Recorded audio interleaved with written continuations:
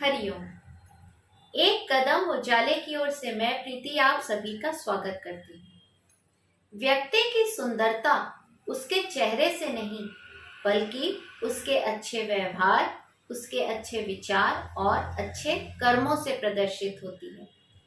इसी तथ्य को और भी स्पष्ट रूप से समझते हैं हिडन ट्रेजर की आज की कहानी में। सुकरात एक बार बैठे आईना देख रहे थे। बड़ी देर हो गई मगर वो अपने आप को आईने में निहारे जा रहे थे। इतने में एक शिष्य उनके पास आया।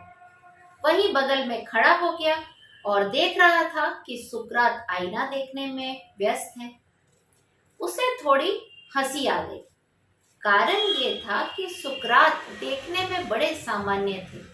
अगर उन्हें कुरूप कहा जाए तो कोई अतिशयोक्ति नहीं होगी। इसी बात पर उसको हंसी आ गई। सुकरात ने उसे देख लिया कि वो हंस रहा है। सुकरात ने उसे कहा कि मैं आईना देख रहा हूँ, क्या इसीलिए तुम्हें हंसी आ रही है? शर्म से उसने सिर नीचे झुका लिया। सुकरात समझ गए। सुकरात बोले कि मैं समझता हूँ, तुम यही सोच रहे हो ना कि मैं ठहरा कुरूप, तो मैं इतनी देर से आईना क्यों देख रहा हूँ? आखिर इस आईने में क्या देख रहा हूँ? तो शिष्य ने हाँ में सिर हिलाया, क्योंकि उसके मन में उत्सुकता थी कि आखिर इतना कुरूप होने पर भी सुकरात इतनी देर से आईना क्यों देख रहे हैं? उन्हें इसमें क्या सुंदरता दिख रही है? तब सुकरात ने स्पष्ट किया कि देखो, मुझे पता है कि मैं बहुत बदसूरत हूँ और मैं खुद को ये बात याद दिलाने के लिए बहुत देर देर तक आईना देखता हूँ, ताकि मुझे याद रहे कि मुझे अच्छे काम करने हैं। अच्छे कर्मों से मेरी ये बदसूरती छिप जाएगी, ढक जाएगी। तो शिष्य ने इस बात पर हामी भरी कि हाँ, बात तो सही है। लेकिन उसके मन में एक और प्रश्न उठा जिसको सुकरात भाप गए।